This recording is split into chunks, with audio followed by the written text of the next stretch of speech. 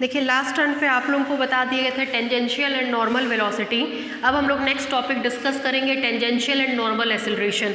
कल आपने देखा था कि टेंजेंशियल वेलोसिटी आपको मिली थी ds/dt, जबकि टेंजेंशियल वेलोसिटी मिली थी ds/dt, जबकि नॉर्मल वेलोसिटी आई थी 0। अब हम लोग आज टेंजेंशियल एक्सेलरेशन और नॉर्मल एक्सेलरेशन पर चर्चा करेंगे। ठीक है, देखिए टेंजेंट किसी भी कर्व के किसी पॉइंट पर टेंजेंट के अलोंग जो एक्सेलरेशन होता है उसको हम लोग टेंजेंशियल एक्सेलरेशन कहते हैं, और परपेंडिकुलर डायरेक्शन में जो एक्सेलरेशन होता है उसको हम लोग नॉर्मल एक्सेलरेशन कहते हैं। लिखिए, हेडलाइन डालिए, tangential and normal acceleration. Tangential and normal acceleration लिखिए इसमें, the acceleration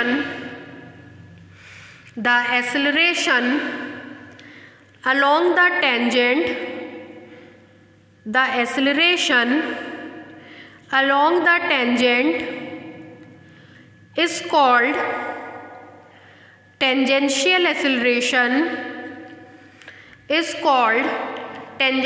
acceleration, and perpendicular to the tangent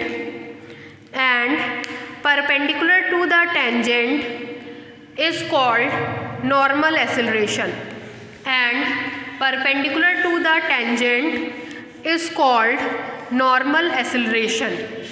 tangent की दिशा में जो एक्सेलरेशन होगा टेंजेंशियल एक्सेलरेशन, नॉर्मल की दिशा में जो एक्सेलरेशन होगा दैट इज नॉर्मल एक्सेलरेशन। अब हम लोग को टेंजेंशियल एक्सेलरेशन और नॉर्मल एक्सेलरेशन के कंपोनेंट्स निकालने हैं। एक बात हम आपको बता दें, अगर नॉर्मल वेलोसिटी 0 है इट डजेंट मीन कि नॉर्मल एक्सेलरेशन भी 0 होगा, क्योंकि आपने ये देखा कि जनरली हमारे माइंड में क्या थॉट होता है कि वेलोसिटी को डिफ्रेंशिएट करेंगे एक्सेलरेशन मिल जाएगा। अगर ऐसी बात होती तो रेडियल वेलोसिटी थी r डॉट, तो radial acceleration r double dot मिलता, लेकिन radial acceleration r double dot ना मिल करके r double dot minus r theta dot का स्क्वायर मिला। इसका मतलब रेडियल वेलोसिटी और ट्रांसवर्स वेलोसिटी जो भी आपको मिलती है उसको एक बार फिर से डिफ्रेंशिएट करने पर रेडियल एक्सेलरेशन और ट्रांसवर्स एक्सेलरेशन कतई नहीं मिलता है। ये बात आप अपने दिमाग में रखिएगा। रेडियल वेलोसिटी और ट्रांसवर्स वेलोसिटी को डिफ्रेंशिएट करने पर रेडियल एक्सेलरेशन और ट्रांसवर्स एक्सेलरेशन बिल्कुल भी नहीं मिलता है। ठीक है, तो एक चीज़ ये दिमाग में थॉट हो गई कि टेंजेंशियल और नॉर्मल वेलोसिटी को डिफ्रेंशिएट करने पर टेंजेंशियल एक्सेलरेशन और नॉर्मल एक्सेलरेशन हमको नहीं मिलने वाला, इस कारण से कि अगर हमारे पास नॉर्मल वेलोसिटी 0 है तो इट डजेंट मीन कि नॉर्मल एक्सेलरेशन भी 0 होगा। ये बात आप अपने दिमाग में लेकर के चलिएगा। ठीक है, अब देखिए, मान लीजिए ये हमारा कोई कर्व है, इस कर्व के किसी पॉइंट पर P पर हम ये टेंजेंट ड्रॉ कर रहे हैं। इस टेंजेंट के अलोंग जो वेलोसिटी है v that is called tangential velocity, और इसके नॉर्मल डायरेक्शन में जो वेलोसिटी है दैट इज 0। मतलब किसी पॉइंट P पर tangential velocity is v is equal to ds/dt and the normal velocity is equal to 0। अब आपको पता है तुरंत आप नेबरिंग पॉइंट लोगे Q, हमने नेबरिंग पॉइंट ले लिया Q पे अब जो हम टेंजेंट ड्रॉ करेंगे ये रहा टेंजेंट। इस टेंजेंट के अलोंग जो वेलोसिटी होगी वो v प्लस डेल v होगा, और इसके नॉर्मल डायरेक्शन में जो वेलोसिटी होगी वो 0 होगी। ये डायग्राम आपके समझ में आ गया होगा। फाइनली ये x एक्सिस है हमारी और ये y एक्सिस है, ये ओरिजिन है दैट इज 0। P का कोऑर्डिनेट हम मान रहे हैं s, साई, तो ये एंगल साई होगा और यहाँ से यहाँ तक की डिस्टेंस s होगी। ये पॉइंट A है। Q का कोऑर्डिनेट मान रहे हैं s plus del s, psi plus del psi, जिस कारण से ये angle psi plus del psi है और ये distance s plus del s है। यहाँ से यहाँ तक की डिस्टेंस हमारी डेल s हो गई। इतने डायग्राम में आपको कोई डाउट? मेरे ख्याल से नहीं। चलिए अब देखिए क्या होगा। बहिष्कोण अपने सामने के दोनों एंगल्स के सम के बराबर होता है, तो ये भी डेल साई हो गया और ये भी हमारा क्या हो गया, डेल साई। अगर हम इसका कंपोनेंट निकालते हैं तो एक कंपोनेंट हमारा इस तरीके से मिलेगा और दूसरा कंपोनेंट हमारा ठीक इसके परपेंडिकुलर मतलब ऐसे मिलेगा। ये एंगल डेल साई है तो ये भी एंगल डेल साई होगा। ये कंपोनेंट आएगा v plus del v cos del psi और ये आएगा v plus del v sine del psi. ठीक है, तो हमने क्या किया, पॉइंट Q पर P के टेंजेंट के अलोंग भी कंपोनेंट निकाल दिया और Q के P के नॉर्मल के डायरेक्शन के अलोंग भी कंपोनेंट निकाल दिया। हम चाहेंगे ये डायग्राम आप लोग 2 कलर पेन से बनाएं जिससे कि फिनिशिंग इसकी बहुत खूबसूरत आए, वरना ये इतना कॉम्प्लिकेटेड हो जाता है ये डायग्राम कि जनरली आपके समझ में नहीं आता है। इसलिए मैंने स्टेप बाय स्टेप बनाया है so that you can follow with me कि आपको ये डायग्राम कैसे अपनी कॉपी में बनाना है। ठीक है, चलिए लिखिए थोड़ा सा, देखिए let the velocity at P, let the velocity at P along the tangent is small v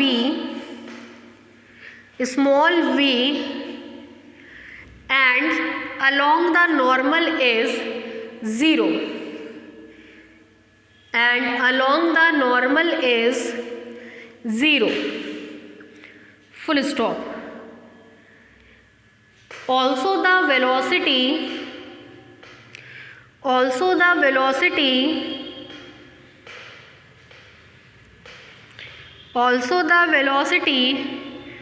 along tangent at point Q is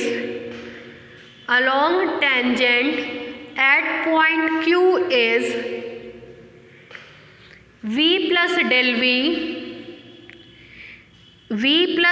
v then, अब यहाँ से ध्यान से मेरी बात को सुनिएगा, पॉइंट Q पर P पे खींचे गए टेंजेंट के along component v plus del v cos del psi है और पॉइंट Q पर P पर खींचे गए नॉर्मल के डायरेक्शन में component v plus del v sine del psi है। अब यही बात हम लिखवाने चल रहे हैं।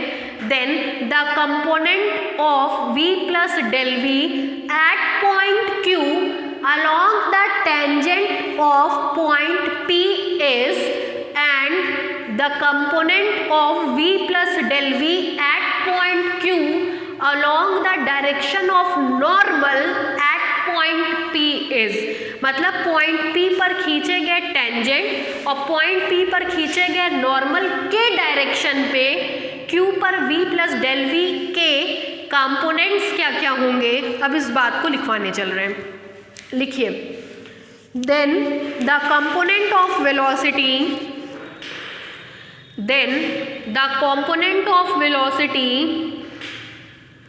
at point Q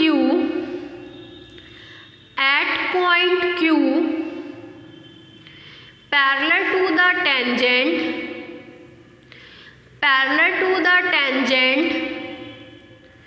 at point P is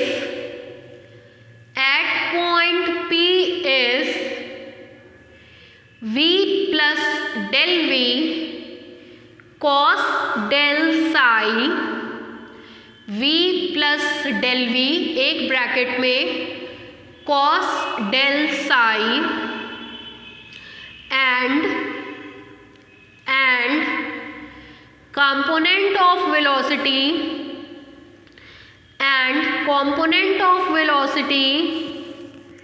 at point Q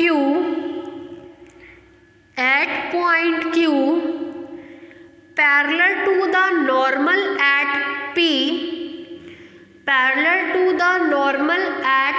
P is v plus del v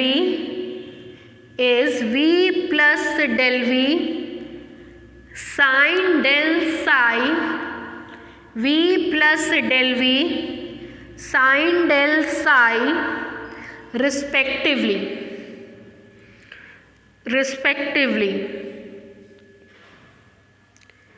नीचे से लिखिए tangential acceleration of particle at p, tangential acceleration of particle at p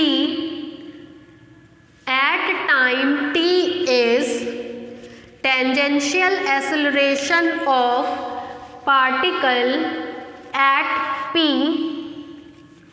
at time t is, हम लोग को क्या find out करना है, tangential acceleration. ये आर्टिकल बिल्कुल जैसे हमने आप लोगों को रेडियल एक्सेलरेशन और ट्रांसवर्स एक्सेलरेशन में कराया था, बिल्कुल और बिल्कुल वैसे ही कराएंगे। आपको पता है एक्सेलरेशन निकालने के लिए rate of change of velocity की ज़रूरत पड़ती है। Rate of change of velocity का मतलब rate of change of final velocity minus initial velocity. अगर हम लोग को पॉइंट P पर टेंजेंट के अलोंग एक्सेलरेशन चाहिए तो टेंजेंट के अलोंग फाइनल वेलोसिटी मतलब Q पॉइंट पे वेलोसिटी माइनस इनिशियल पॉइंट पे velocity that is point P पर वेलोसिटी अपॉन डेल T, मतलब rate of change of velocity. Change of velocity मतलब final velocity minus initial velocity. We will get the final velocity at point Q and we will get the initial velocity from point P। तो ये ध्यान रखिएगा कि इसी के parallelism में यहाँ पे वेलोसिटी ये थी दैट इज फाइनल वेलोसिटी, इसी के पैरेललिज्म में यहाँ पे वेलोसिटी v थी that is initial velocity. Final velocity minus initial velocity upon del T, that means rate of change of velocity, rate of change of final velocity minus initial velocity. आप ये जानते हैं कि इसका एक स्ट्रैटेजी है कि आप इस इंटरवल में सारा काम करते हो, फिर उस इंटरवल को टेंडिंग टू जीरो कर देते हो। टेंडिंग टू जीरो का मतलब del T tends to zero. जैसे ही आप ये काम करते हैं हमको पॉइंट P पर अपनी रिक्वायर्ड क्वांटिटी मिल जाती है। तो ठीक यही काम हम लोग यहाँ पे करेंगे।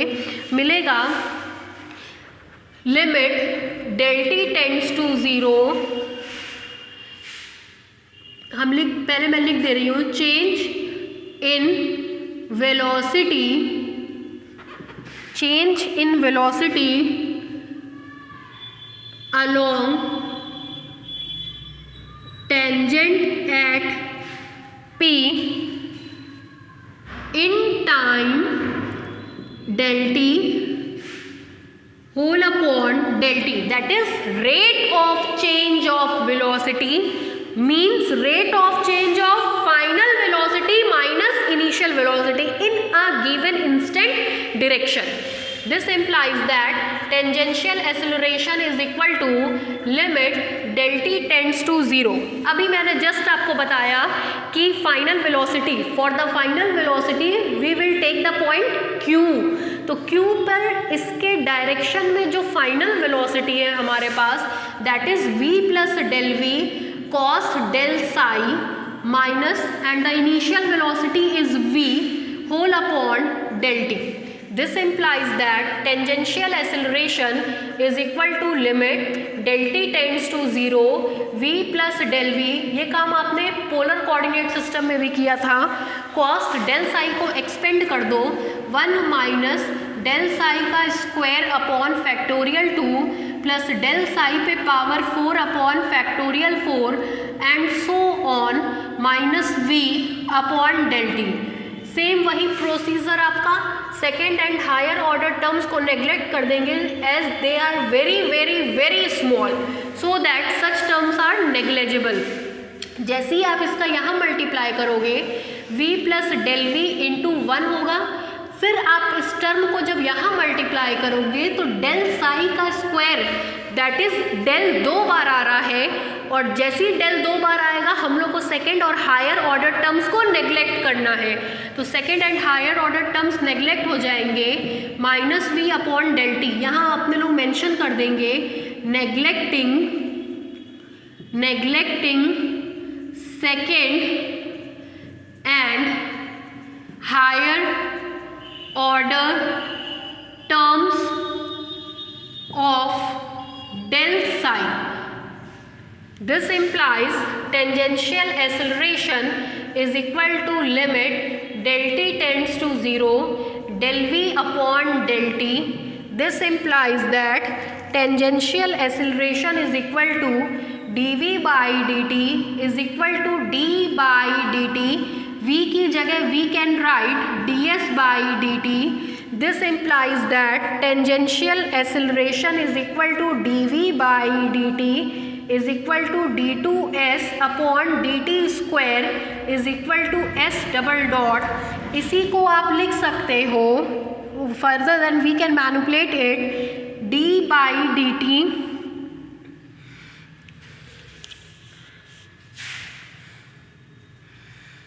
s डबल डॉट, इतना लिखिए फिर बता रहे हैं. इसको देखिएगा, इसको आप लिख सकते हो is equal to d v by d s into d s by d t. This implies that tangential acceleration is equal to d v by d t is equal to d two s upon d t square is equal to s double dot. This term is equal to v d v by d s. ये आपका tangential acceleration का formula हो गया. इसको आप as such पूरा उतारिए और diagram बनाइए, बिल्कुल साफ तरीके से ढंग से डायग्राम बनाइएगा. उतारिए इतना.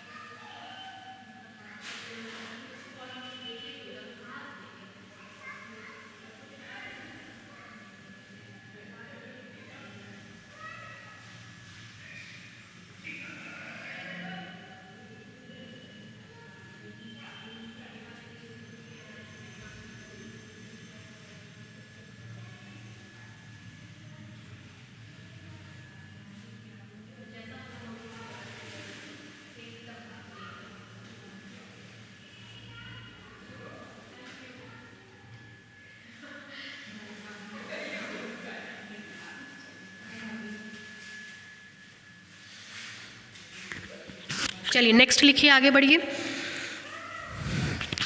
दूसरी हेडलाइन डालिए normal acceleration. Normal acceleration, normal acceleration लिखिए। Normal acceleration of particle, normal acceleration of particle at point P, at point P, at time t, at point P, at time t is, at point P, at time t is, नीचे से लिखिए, normal acceleration is equal to limit del t tends to 0, change in velocity perpendicular to tangent at p in time del t whole upon del t. This implies normal acceleration is equal to limit del t tends to 0, change in velocity, देखिए final velocity minus initial velocity in the direction of normal parallel to the point P, क्या मिलेगा आपको?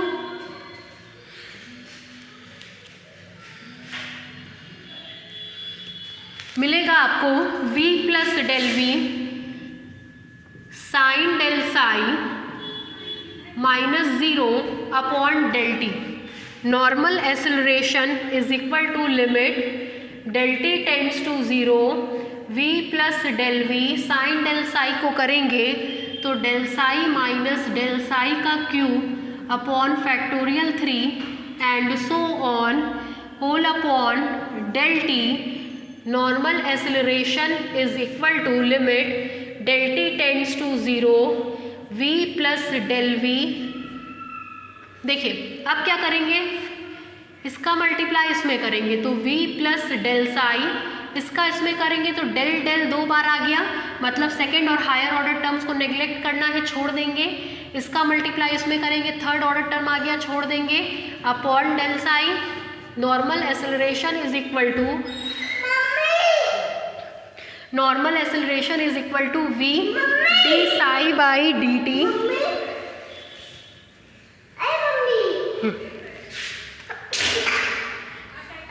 जो दादी खिला रही है तुमको, गेम खेलेगी तुम्हारे साथ। हाँ तो गुप्ता जी बैठा रहे, जाओ।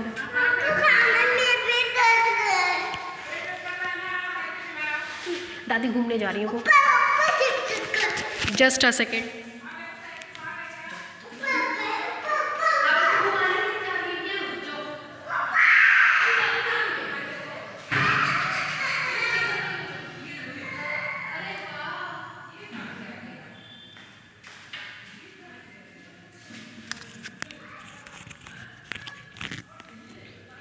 v d psi by d t, फिर आपको मिलेगा this implies normal acceleration is equal to v d psi by d s into d s by d T.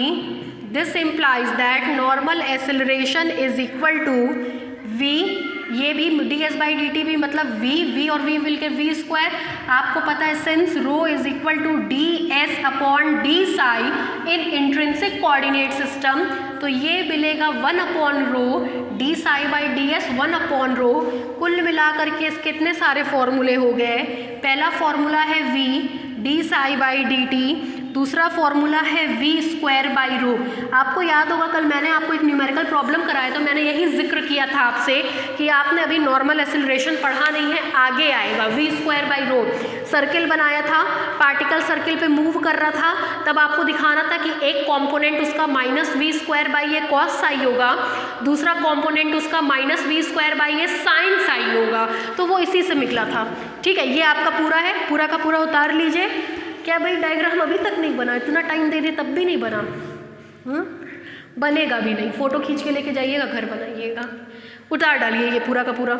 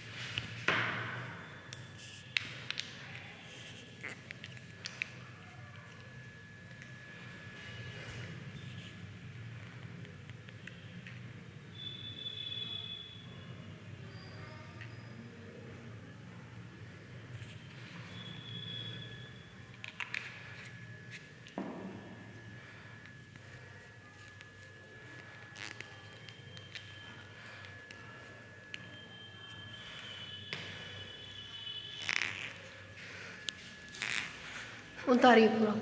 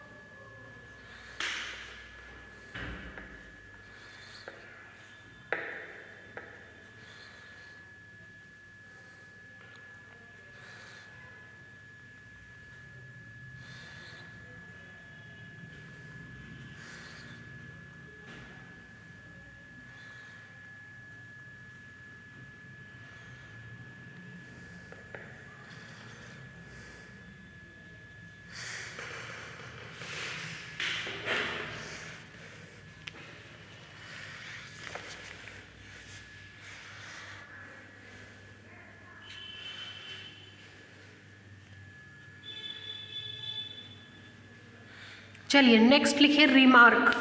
हो गया होगा मेरे हिसाब से। लिखिए रिमार्क। आपको पता है जब हम लोग सर्किल रहते हैं तो सर्किल के केस में रेडियस ऑफ कर्वेचर सर्किल के खुद के रेडियस के बराबर होता है। That means if we take a circle of radius small a then the radius of curvature rho must be equal to small a. So in the case of circle the normal acceleration is equal to v square by a where a is the radius of the given circle. ठीक है, remark में लिखिए, इसको note down करिए। लिखिए in the case of circle, in the case of circle of radius small a, in the case of circle of radius small a, comma, the radius of curvature, the radius of curvature rho is equal to small a. The radius of curvature rho is equal to small a. नीचे से लिखिए then normal acceleration is equal to v square by a. Then normal acceleration is equal to v square by a. Then normal acceleration is equal to v square by a. इसी के साथ हमारे इस chapter के सारे article खत्म हो गए। अब हम लोग इस लास्ट आर्टिकल पे बेस्ड न्यूमेरिकल प्रॉब्लम करने चल रहे हैं। ठीक है, आज कोशिश करेंगे सब खत्म हो जाए, एक आधा जो बच जाएगा उसको हम लोग कल बाइंड अप करके कल ही इसका नेक्स्ट चैप्टर शुरू कर देंगे। ठीक है, लिखिए a point moves, a point moves, a point moves, M-O-V-E-S, moves along the arc of a cycloid, along the arc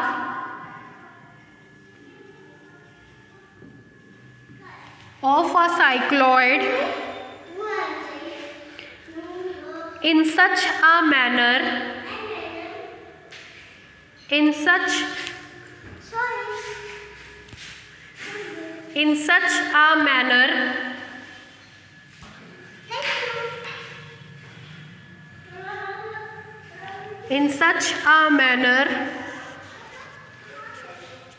that the tangent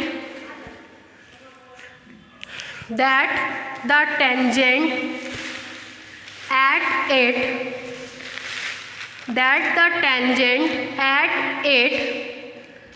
rotates with constant angular velocity, rotates with constant angular velocity, then show that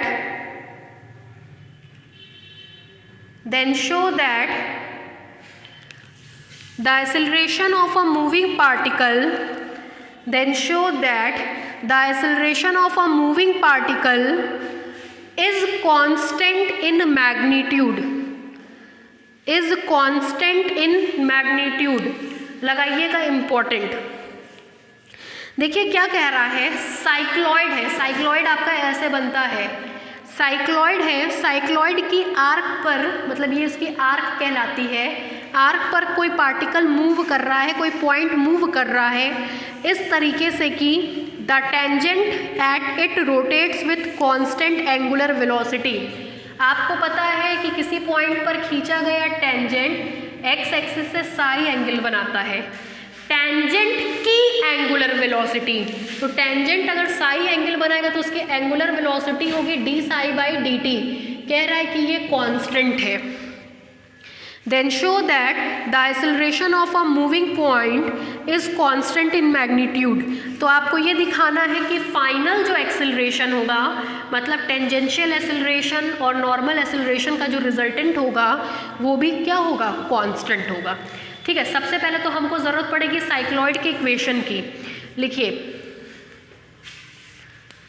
since, solution में लिखिए, since the path of the particle, since the path of the particle is a cycloid, since the path of the particle is a cycloid, since the path of the particle is a cycloid, then S is equal to 4a sin psi। इसको मान लीजिए equation number 1, ये cycloid का equation है, S is equal to 4a sin psi। फिर नीचे से लिखिए, since the angular velocity of tangent is constant, since the angular velocity of tangent is constant, नीचे से लिखिए, this implies d psi by d t is equal to constant is equal to lambda. Equation number 2, equation number 2 नीचे से लिखिए, differentiating equation 1, differentiating equation 1 with respect to t, with respect to t, comma we get, चलिए equation number 1 को t के respect में differentiate करेंगे तो आएगा d s by d t is equal to 4a sine psi का cos psi, psi को करेंगे तो d psi by d t. This implies, आपको पता है वेलोसिटी v होती है d s by d t is equal to 4a d psi by d t की जगह लैम्डा, साथ में मिलेगा कॉस साई। अगेन एक बार और डिफ्रेंशिएट करेंगे तो मिलेगा d two s by d t square is equal to 4a lambda cos psi का माइनस साइन साई, साई को करेंगे तो d psi by d t. This implies that d two s by d t square is equal to d psi by d t की जगह lambda minus 4a lambda square sine psi. This implies that tangential acceleration is equal to d two s by d t square is equal to minus 4a lambda square sine psi. Tangential acceleration मिल गया and normal acceleration आपने लिखा था v d psi by d t.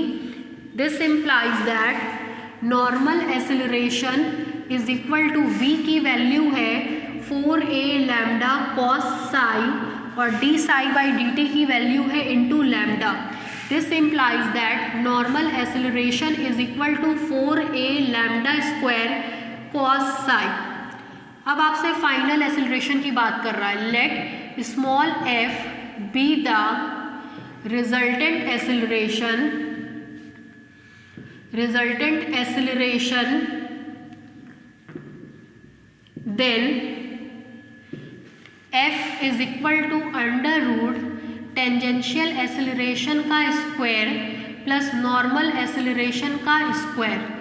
This implies that f is equal to under root tangential acceleration हो गया 16a square lambda पे power 4 sine square psi plus 16a square lambda पे power 4 cos square Sai.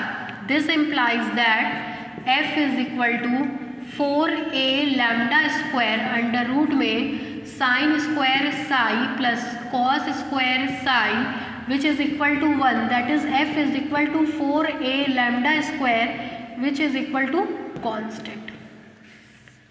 उतारिए।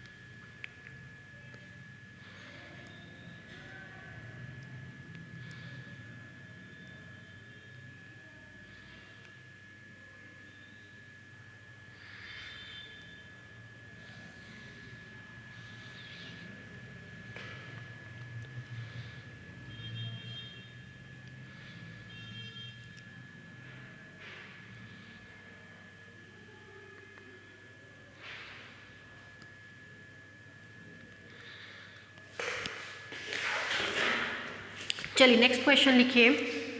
देखिए, a curve is described, a curve is described by a particle,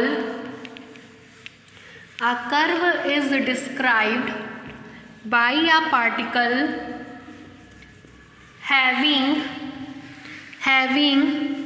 a constant acceleration, having a constant acceleration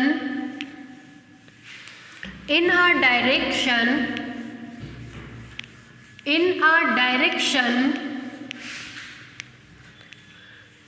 inclined at a constant angle, inclined at a constant angle,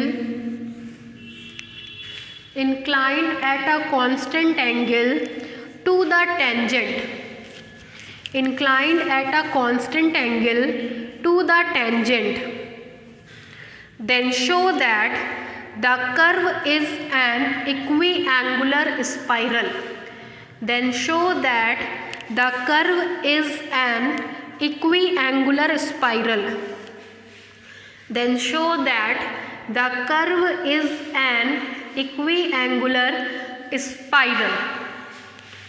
देखिए क्या कह रहा है, a curve is described by a particle, कोई particle है जो एक curve को डिस्क्राइब कर रहा है, having a constant acceleration in the direction inclined at a constant angle to the tangent. किसी पॉइंट P पर हमने ये टेंजेंट ड्रॉ कर दिया, टेंजेंट से किसी कांस्टेंट एंगल पर, टेंजेंट से किसी कांस्टेंट एंगल पर, मान लो टेंजेंट से, ये टेंजेंट है, टेंजेंट से किसी कांस्टेंट एंगल अल्फा पर इसका एक्सेलरेशन काम कर रहा है, और वो भी एक्सेलरेशन आपका कांस्टेंट है, constant acceleration in the direction. Question पढ़िएगा, a curve is described by a particle having a constant acceleration in the direction inclined at a constant angle with the tangent, then show that the curve is an equiangular spiral. एक ये आपका tangent हो गया, एक ये आपका normal हो गया. अगर f का कॉम्पोनेंट इस कंडीशन में लेंगे तो f cos अल्फा, इधर लेंगे तो f sin अल्फा. ये आपका x एक्सिस, ये आपका y एक्सिस, ये हमारा ओरिजिन. ठीक है, इस कंडीशन में आप कह सकते हैं कि tangential acceleration f cos alpha है, normal acceleration f sin alpha है. ओवरऑल आपको s और psi में रिलेशन चाहिए जो ये शो करेगा कि ये इक्वी एंगुलर स्पाइरल है. ठीक है, लिखिए लिखिए लिखिए the particle moving on curve, the particle moving on curve, the particle moving on curve for which the tangent at point P, for which the tangent at point P makes an angle alpha, makes an angle alpha with acceleration f, with acceleration f, then the tangential and normal acceleration are given by, then the tangential and normal acceleration are given by. देखिए tangential acceleration होता है v dv by ds जो आपका है f cos alpha, और normal acceleration होता है v d psi by dt जो आपका है f sin अल्फा. इसको मान लीजिए 1, इसको मान लीजिए 2. सबसे पहले हम इक्वेशन नंबर 1 को इंटीग्रेट करेंगे. देखिए integrating equation 1 comma we get, integrate कराइए तो मिलेगा इंटीग्रल v dv f भी कांस्टेंट, cos अल्फा भी constant, integral ds. This implies v square by 2 is equal to F s cos alpha, साथ में एक constant c. This implies that अब v square की वैल्यू आपको मिल गई है, इसको ले जा करके हम पुट करने चल रहे हैं इक्वेशन नंबर 2 में.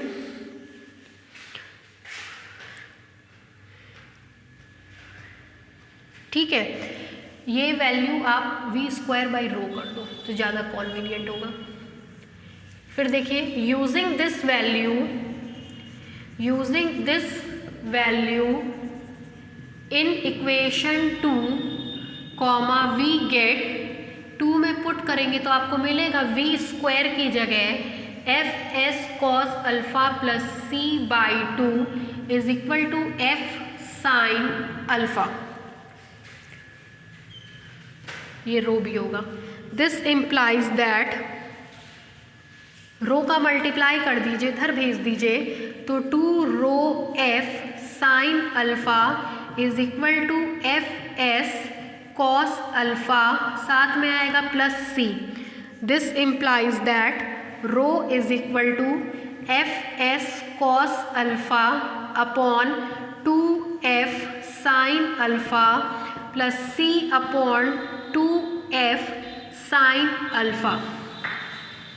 रो की वैल्यू होती है ds by d sine is equal to f से f कटेगा s upon 2 cot alpha plus c, और ये आपका कांस्टेंट हो जाएगा, इसको कैपिटल A मान रहे हैं, where capital A is equal to c upon 2f sine alpha.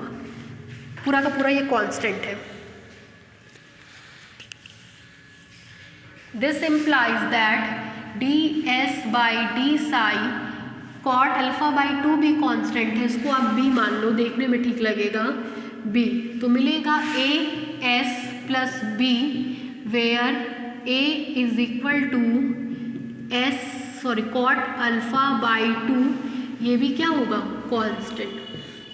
This implies that ds upon as plus b is equal to d psi, integrate करेंगे ds upon as plus b is equal to integral d psi. This implies यह आपको मिलेगा log as plus b, साथ में आएगा 1 upon a is equal to psi plus k। This implies that log as plus b is equal to a psi plus a k। This implies that as plus b is equal to e to the power a psi plus c। This implies that s is equal to e to the power a psi plus c। यहाँ लिख दे रहे हैं where c is equal to a k, a psi plus c minus b upon a।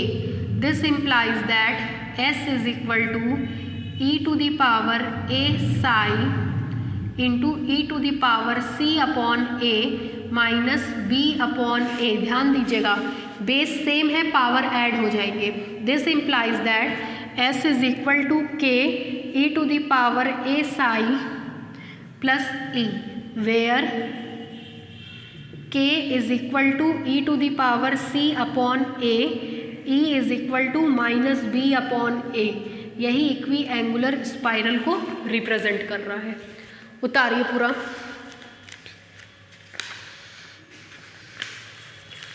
उतार लीजिए, diagram भी बनेगा। बहुत important question है, ये 2-2 साल छोड़ करके कई बार आपके कोर्स में आया हुआ है। वेरी इंपॉर्टेंट, मार्क करके तब करिएगा।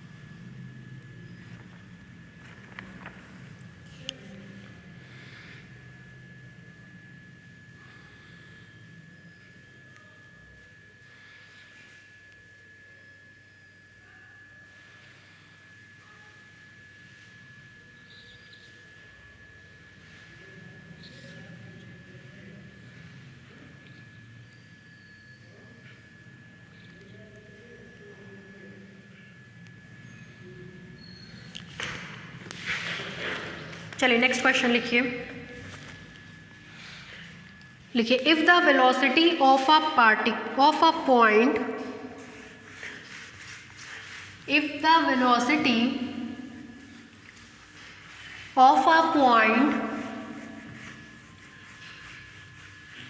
if the velocity of a point moving in a plane curve,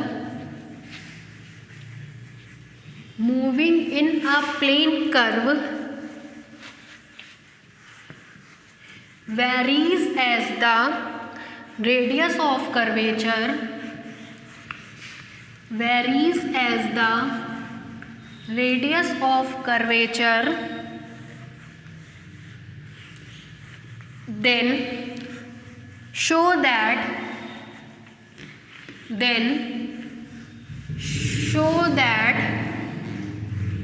the direction of motion, then show that the direction of motion revolves with constant angular velocity, revolves with constant angular velocity, and also show that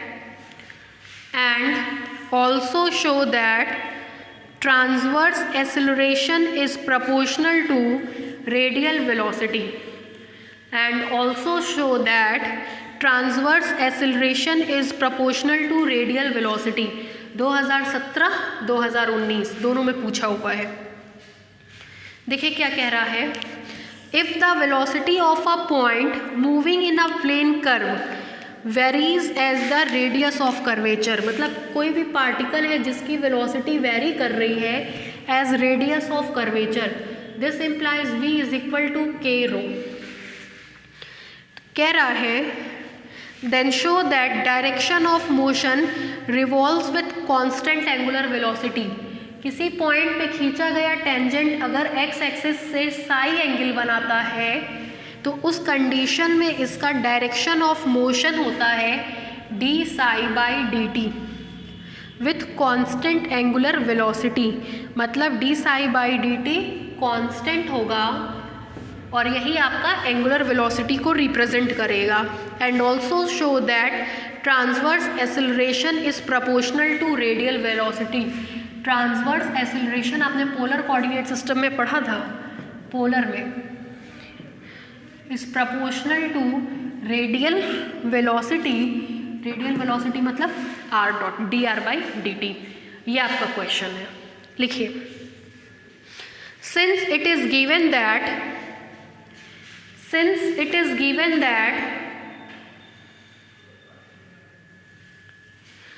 the velocity of particle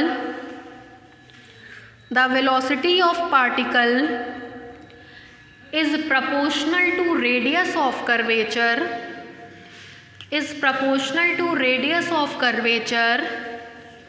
नीचे से लिखिए this implies, ये line और ये line,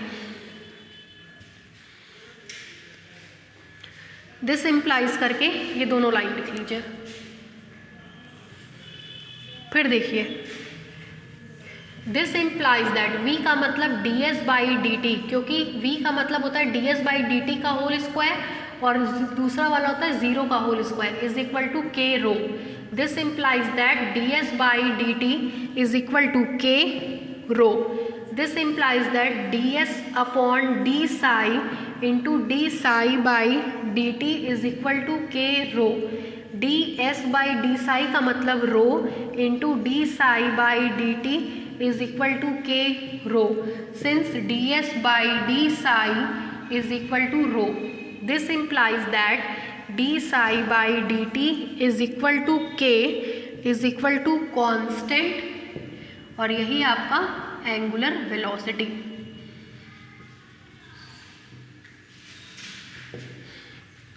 एक part हो गया, दूसरा पार्ट देखिए। सिंस एंगुलर वेलोसिटी, अब पोलर की बात कर रहे हैं, पोलर में एंगुलर वेलोसिटी थीटा डॉट होती है, is constant, that is theta dot is equal to constant, this implies that theta double dot is equal to 0। Hence transverse acceleration is equal to, formula होता है 2r dot theta dot minus r theta double dot. This implies that transverse acceleration is equal to 2, ये constant है मान लीजिए lambda, 2 lambda r dot minus r into 0. This implies that transverse acceleration is equal to 2 lambda r dot. This implies that transverse acceleration is proportional to r dot. This implies that transverse acceleration proportional to radial velocity.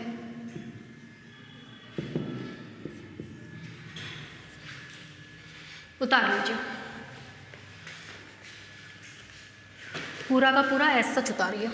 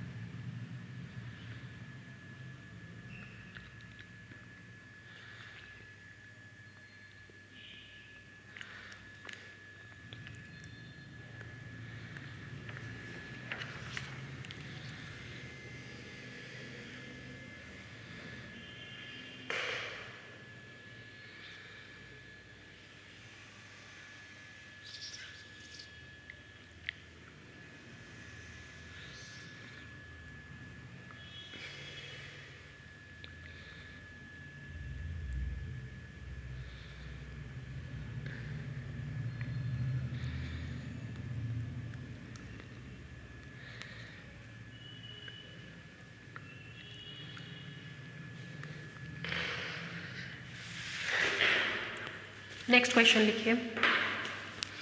लिखिए a particle describes a curve,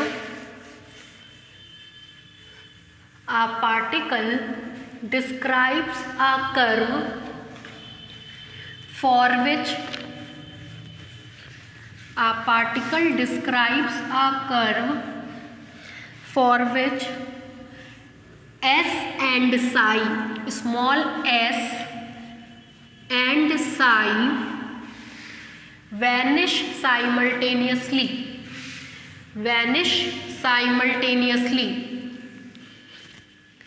s and psi vanish simultaneously with uniform speed v, with uniform speed v, small v, with uniform speed v, small v, full stop.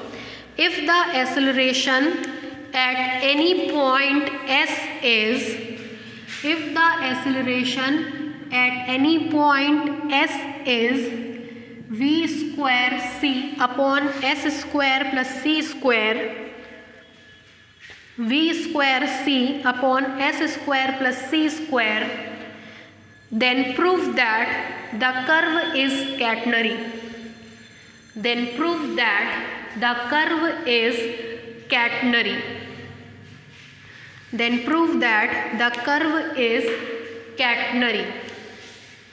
देखिए क्या कह रहा है, a particle describes a curve for which S and Sai vanish simultaneously, मतलब एक ऐसी condition है कि जिसपे एस और साई दोनों साथ में वैनिश कर रहे हैं, मतलब s is equal to 0 then psi is equal to 0 with uniform speed v, मतलब पार्टिकल की जो वेलोसिटी v है वो यूनिफॉर्म है, दैट इज कांस्टेंट है। ठीक, तो लिखिए सॉल्यूशन में, since the velocity of particle is uniform, since the velocity of particle is uniform, since the velocity of particle is uniform, that is v is equal to constant. This implies that v का मतलब होता है under root ds by dt का whole square tangential velocity plus normal velocity का whole square is equal to constant. This implies that ds by dt is equal to constant. This implies that d2s by dt square is equal to 0. ये तो होता है आपका tangential acceleration. This implies that tangential acceleration is equal to d2s by dt square is equal to 0. ठीक, now आपसे कह रहा है if the acceleration at any point f is इतना. Now let f be the resultant acceleration, f be the resultant acceleration, then f is equal to दिया हुआ है v square by c upon s square by c square. This implies that f का मतलब होता है d2s by dt square का whole square tangential acceleration plus normal acceleration. Normal acceleration that is v square by rho का whole square under root में is equal to v square c upon s square plus c square.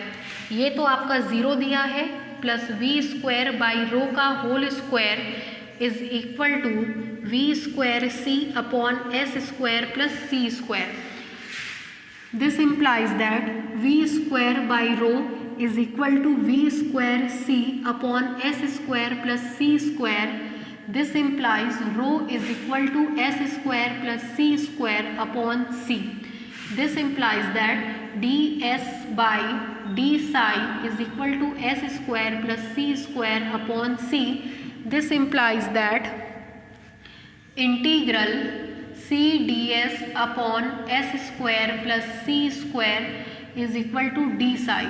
This implies that c इसकी value होती है आपकी 1 upon c tan inverse s by c is equal to psi plus a constant a. This implies that tan inverse s by c is equal to psi plus a. आपसे कहा था initially s भी vanish करता है तो psi भी vanish करता है. Then equation one becomes tan inverse 0 is equal to 0 plus a. This implies a is equal to 0. Hence, from equation 1, we get equation 1 से हमको मिल जाएगा. This implies that tan inverse s by c is equal to psi.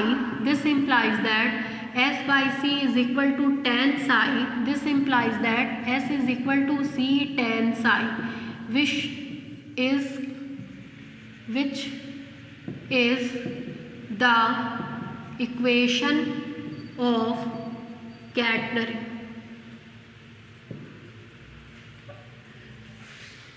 उतार लीजिए पूरा.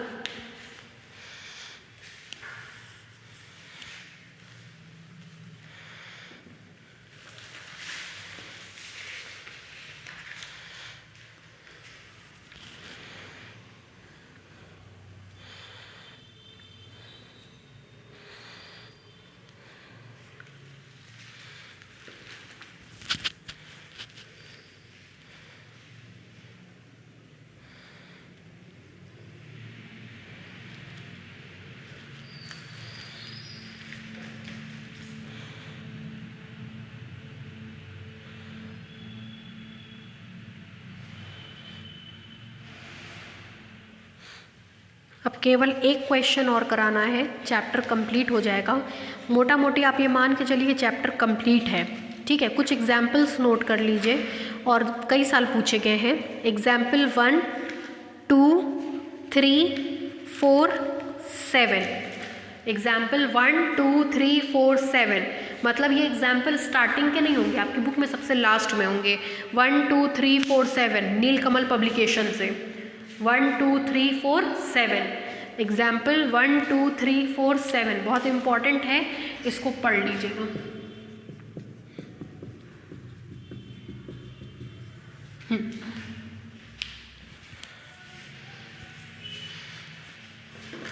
बस एक question बाकी है, चैप्टर कंप्लीट है ही आपका। नेक्स्ट चैप्टर हम लोग शुरू करेंगे।